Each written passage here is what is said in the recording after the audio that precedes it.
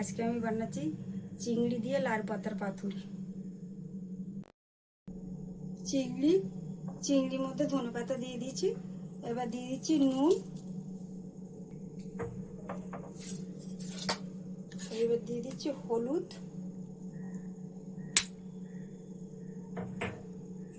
এইবার দেব সর্ষে পোস্ত বাটা। পাতুরি করার জন্য বাটাটা দিতে হবে।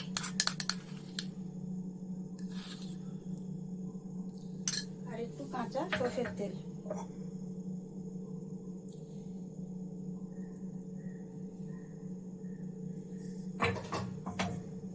দিয়ে আমি এটা ভালো করে মেখে নিচ্ছি।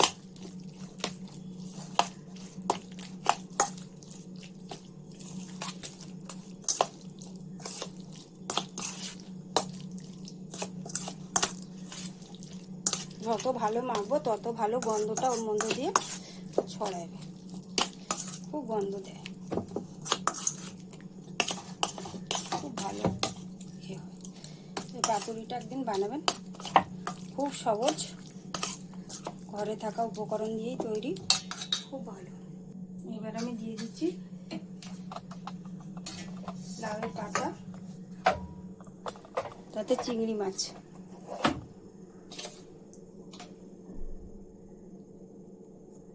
এবার এটাকে মুড়িয়ে নিচ্ছি।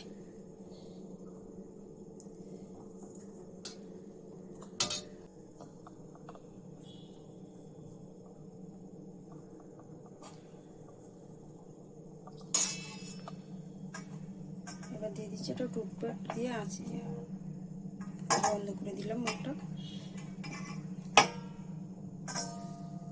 এরকম করে কয়েকটা বানিয়ে দিয়ে দিচ্ছি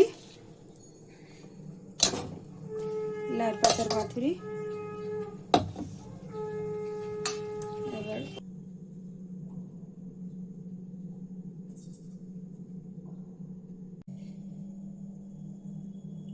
লাল পাতায় দেখো না কি সুন্দর মোড়া হয়ে গেছে।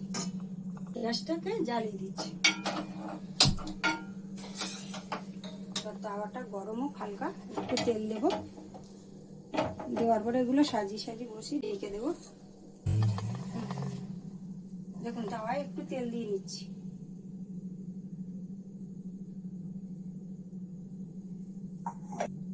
এবার আমি একটা একটা করে সাজিয়ে দিচ্ছি।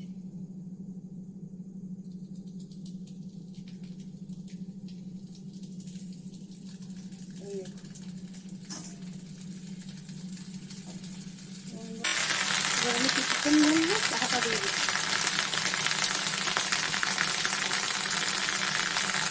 ঢাকাটা দিয়ে দিচ্ছি। এবার এটার অবস্থাটা দেখি কিরকম হয়েছে, দেখি দেখি।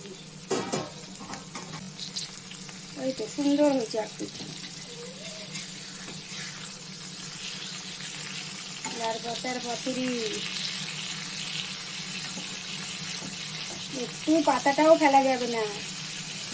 কলা পাতায় করলে পাতুরি কলা পাতাটা ফেলা যায়, লাউর পাতাটা ফেলা যাবে না, পুরো খেয়ে নেওয়া হবে।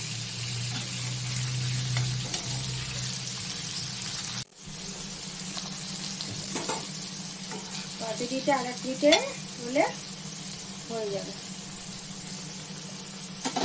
এবার চাপাটা আবার দিয়ে দিচ্ছি।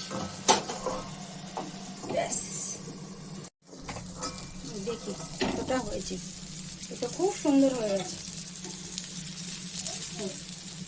এবার বন্ধ করে রেখে দিচ্ছি, কিছুক্ষণ বাদে খুলবো।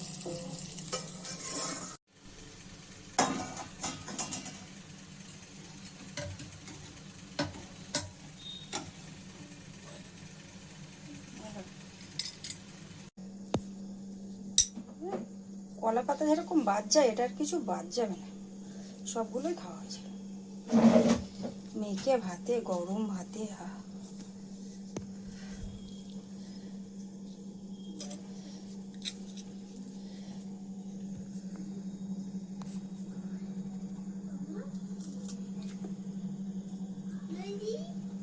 চিংড়ি মাছগুলো এত সুন্দর নরম হয়েছে, খুব সুন্দর একটা ঝাঁঝ, খুব ভালো খেতে, খুবই ভালো। খুবই ভালো হয়েছে।